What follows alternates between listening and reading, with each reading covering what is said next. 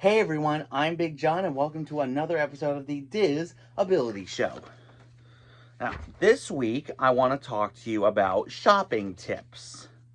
Now, Disney has millions of shops in their parks and hotels and Disney Springs, so you never have a problem shopping for Disney goods. One thing we like to do is find something in one shop and wait to see if we find it again in a different shop. This way, you're not dragging things around the park, or you can get it on your way out of the park. Do you?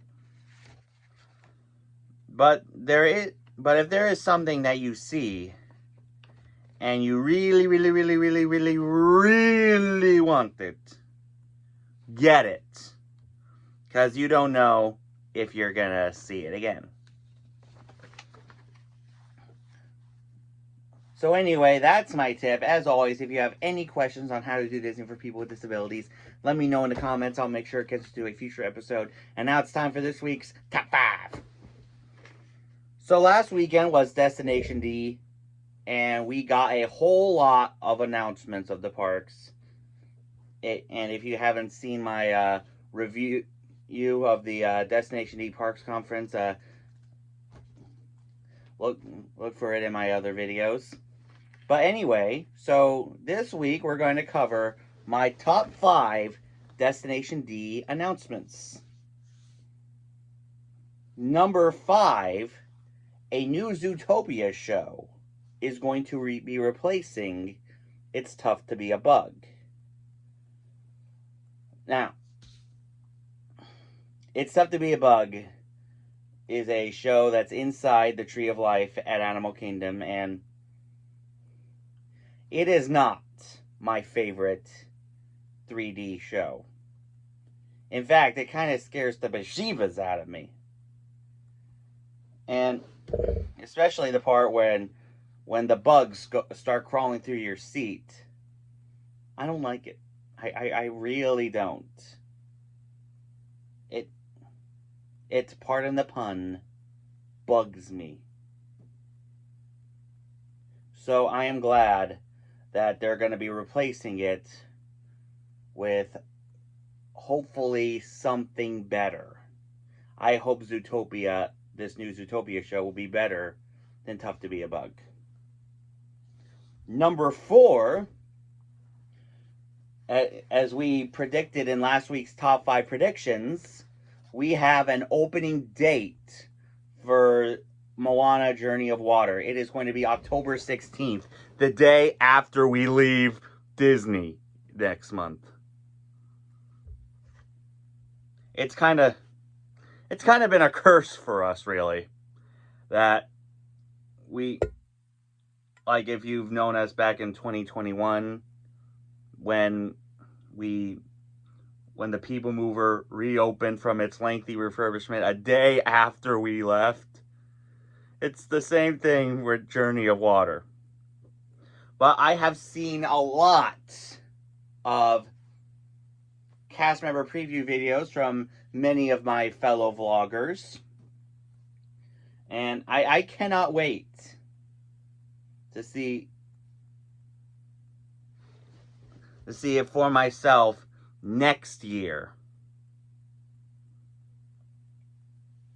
All right, number 3, there are big plans at beyond Big Thunder at Magic Kingdom, and yet we don't know what those plans are. Again, I am hoping that we get a Villain's Land at the Magic Kingdom so that it kind of blends in with the Haunted Mansion. Because, you know, villains, ghosts, they're like second cousins twice removed.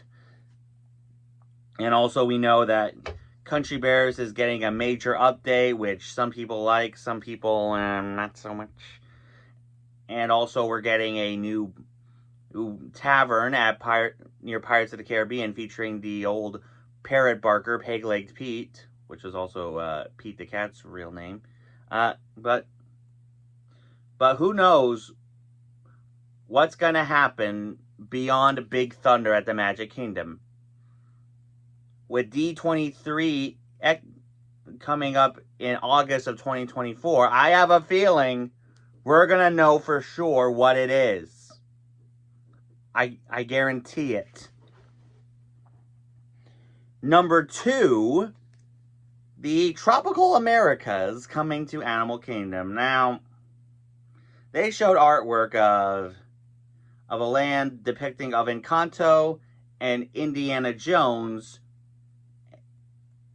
We're pretty much getting... So Dinosaur is pretty much getting replaced by the Indiana Jones Adventure, which is what that same style of ride is at Disneyland.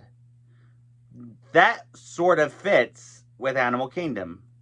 Encanto, however, as I've said before, does not fit in to the theme of Animal Kingdom. I mean, sure, there's the kid who communicates with animals. That's it. That's Encanto's only key with Animal Kingdom. Communicating with animals. Everything else in the movie, no. Why? Encanto would be better fit at Epcot or Magic Kingdom, not Animal Kingdom. I'm sorry. But that's my honest opinion. It's a great movie, it really is, but it doesn't really fit Animal Kingdom. Indiana Jones does, but I would rather see the good dinosaur in that land.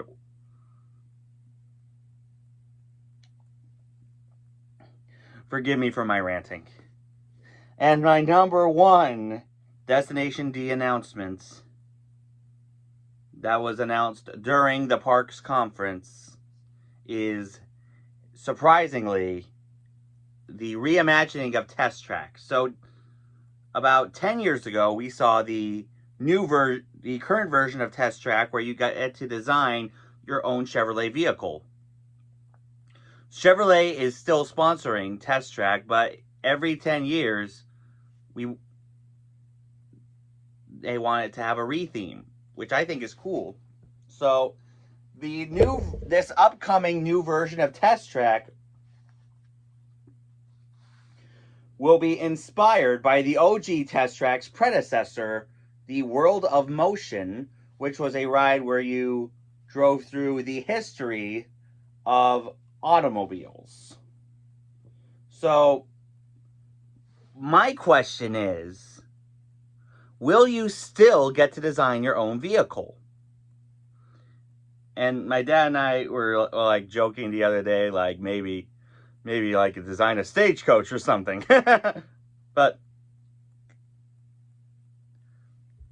But will that still be part of the ride? That's what I want to know, Disney. That's what I really, really, really, really, really want to know. But I can't wait for it. I can't wait to see it. So anyway, let me know in the comments what your favorite announcement was last weekend. And now it is time for Diz or Dat. Now, It's a Small World is a timeless Disney classic on both coasts. The original ride at Disneyland, you board the boats outside, and in addition to all of the kid dolls, you get Disney characters in their respective countries, and it gets its famous Christmas overlay, Small World Holiday, where in addition to the Small World song, they also sing Jingle Bells. At Walt Disney World, you board the boats indoors. It's all just the regular dolls, even though we were promised the Disney character dolls before the pandemic. And it's the same ride year-round. So anyway, let me know in the comments which version of Small World is your favorite. Diz, the Disneyland version, or DAT, the Walt Disney World version. Now, another thing that was announced back at Destination D, which wasn't part of the conference, but was announced later in the day, for a limited time, starting this coming Friday, aka my sister's birthday, the OG Soarin will be returning to Epcot for a limited time, which means there's a 99.99% and chance that I'm going to ride it. Now, I have ridden the OG Soarin as part of its limited time offering as part of the Food and Wine Festival at California Adventure. I promise I'll do my best to get that video uploaded for you guys in the future. But also the OG Soarin at Epcot as well, because I love soaring around the world. I do, but I think I love the OG soaring over California more because it has less CGI and no CGI Taj Mahal. So I'm looking forward to it because you can't beat the original Soarin'. You just can't. I mean, don't get me wrong. I love soaring around the world, but I love the original Soarin' even more. So anyway, that's our show. As always, if you have any questions on how to do Disney for people with disabilities, let me know in the comments. I'll make sure it gets to a future episode. For this week's shoutouts, make sure you check out my buddy Beth over at Beth's Disney Adventures. She went live yesterday at Epcot, and she's going to be going live again tomorrow at noon from the Magic Kingdom, doing one of those sealed envelope adventures with two of her friends. Definitely check her out. Also, if you want to listen to Disney theme park music 24/7, and if you're like me who doesn't want to do that, who doesn't want to listen to theme park music 24/7, I know I do, you should totally download the D Park radio app on your phone so you can listen to Disney Parks music at home, at work, or on the go. Also, make sure you guys check out the Tim Tracker. He busts out vlogs every single day from not only at the parks, but from home as well. Definitely check him out. Also, make sure you guys check out my buddy Mike over at Mousepiration. He's been doing videos from the Halloween Horror Nights at Universal. That's not my thing, because I'm a scaredy cat. I hate to admit it. But definitely check him out for the latest Disney news and info. Make sure you guys check out WW Magazine. If you haven't subscribed here yet to the Big John Network, what in the Walt Disney World are you waiting for? And ding the bell for notifications so you never miss a second of the fun. And until next time, may the mouse be with you.